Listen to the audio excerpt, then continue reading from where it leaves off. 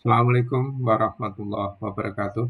Para pemirsa, pada kesempatan ini saya akan memberikan materi terkait dengan contoh deskripsi dokumen paten.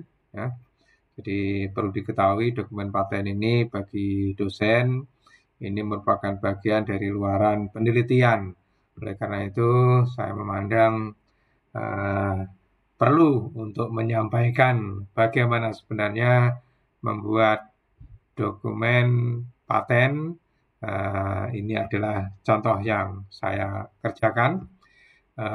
Adapun materi yang ada di dalam pembahasan ini yaitu contoh tentang judul paten, kemudian bidang teknik invensi, latar belakang invensi, uraian singkat invensi, uraian singkat gambar, uraian lengkap invensi, klaim, abstrak, dan gambar.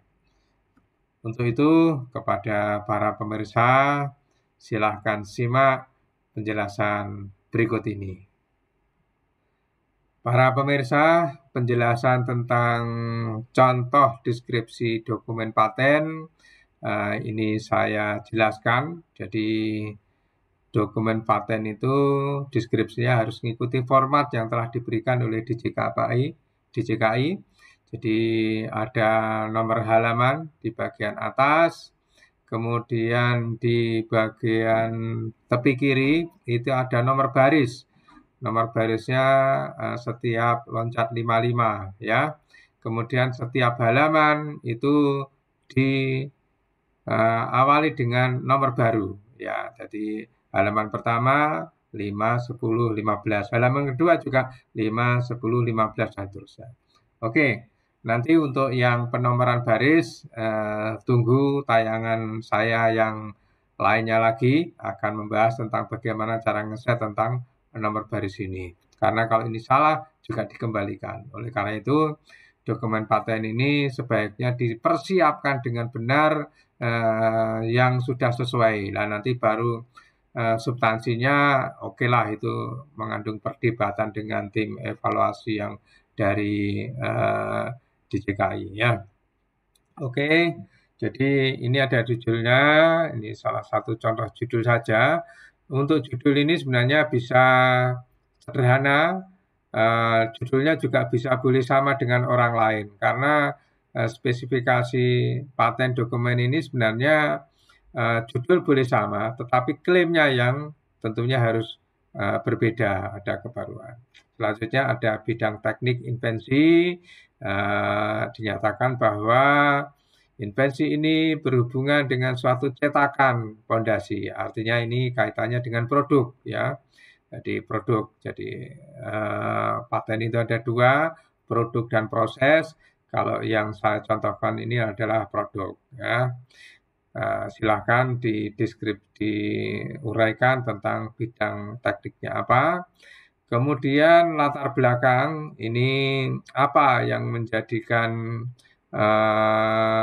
melatar belakangi suatu temuan itu perlu dipatenkan. Tentunya hal-hal yang mengapa perlu ada sesuatu yang baru ya. Di dalam latar belakang itu menyampaikan tentang hasil invensi yang terdahulu. Cukup dengan menyebutkan nomornya saja, judul dan seterusnya, isinya tentang apa, 2 atau lebih ya. Ini kemudian selanjutnya disampaikan kelebihan-kelebihan yang diajukan di sini apa. Ini ya, di kelebihan dari invensi ini adalah bla bla bla bla. Nah, selanjutnya membicarakan tentang uraian singkat invensi. Sebenarnya uraian singkat ini semacam rangkuman dari uraian lengkap. Nanti di bagian belakang ada uraian lengkap, tapi ini adalah uraian singkat ini medium lah. Jadi apa-apa yang ada di klaim itu harus sudah ada di dalam uraian singkat ini. Walaupun nanti juga ada lagi namanya abstrak. Nah, jadi sebenarnya deskripsi yang kaitannya dengan narasi ini ada yang global itu namanya uraian lengkap, kemudian yang menengah itu adalah uraian singkat, yang paling singkat itu adalah abstrak ya. Ini merangkum dari uraian lengkap tadi ya. Kemudian singkatan gambar. Jadi gambar-gambar uraian singkatnya seperti apa? Cukup menyebutkan gambar 1 tentang apa, gambar 2 tentang apa, dan nomor-nomor keterangan gambarnya disebutkan di sini. Nah, gambarnya sendiri ditempatkan di tempat yang terpisah. Apalagi kalau nanti mau mengunggah dalam usulan, ada file tersendiri. Ya, itu.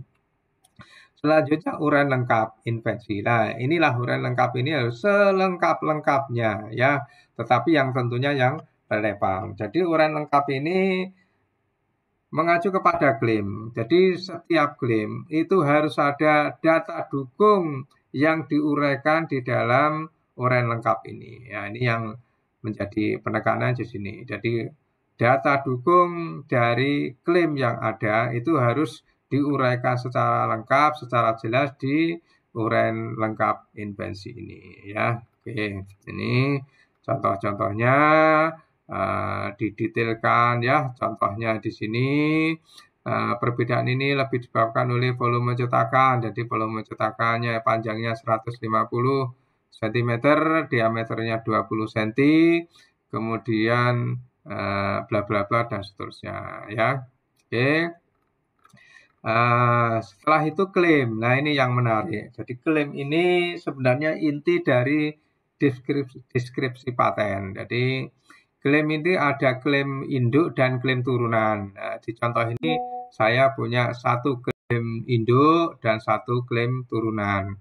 Klaim induknya suatu alat cetakan pondasi tiang mikro yang dicirikan dengan adanya bla bla bla bla ya, cirinya apa. Nah, kalau itu turunan, berarti harus mengacu pada klaim yang pertama tadi. Sehingga disebutkan suatu alat cetakan pondasi tiang mikro pada klaim 1. Nah, kemudian dijelaskan lagi apa, lebih detailkan lagi. Nah, ini namanya ada klaim induk sama klaim turunan. Nah, ini disebut namanya satu klaim. Untuk paten sederhana itu satu klaim. Sehingga klaim induk dan klaim turunan ini dianggap masih satu kesatuan. Nah, kemudian selanjutnya abstrak. Nah, ini abstrak ini menguraikan tentang apa latar belakang secara singkat, terus kemudian klaimnya apa secara singkat diuraikan di sini, terus kemudian ini tidak boleh, jadi abstrak ini tidak boleh lebih dari 200 kata. Ya, tentunya formatnya harus disesuaikan sedemikian rupa. Sesuai dengan itu. Kemudian gambar. Gambar ini hanya ada gambar dan nomor gambar. Tidak boleh ada keterangan ini apa, ini apa. Keterangannya ada di dalam tadi di deskripsi paten itu. Jadi gambarnya dipersingkat. Ya gambarnya simpel ini, tidak usah gambar warna-warni juga tidak apa-apa, cukup sketsa-sketsa dari bikin nomor-nomor seperti ini. Oke, baiklah, itulah di dalam menyusun deskripsi dokumen paten yang terpenting adalah di klaim ini. Saya ulangi, jadi klaim ini silahkan dinarasikan sedemikian rupa. Ada teknik-teknik cara melakukan klaim. Di lain kesempatan simak tayangan yang lanjutannya yang akan lebih detail lagi. Sekian, terima kasih, semoga bermanfaat. Assalamualaikum warahmatullahi wabarakatuh.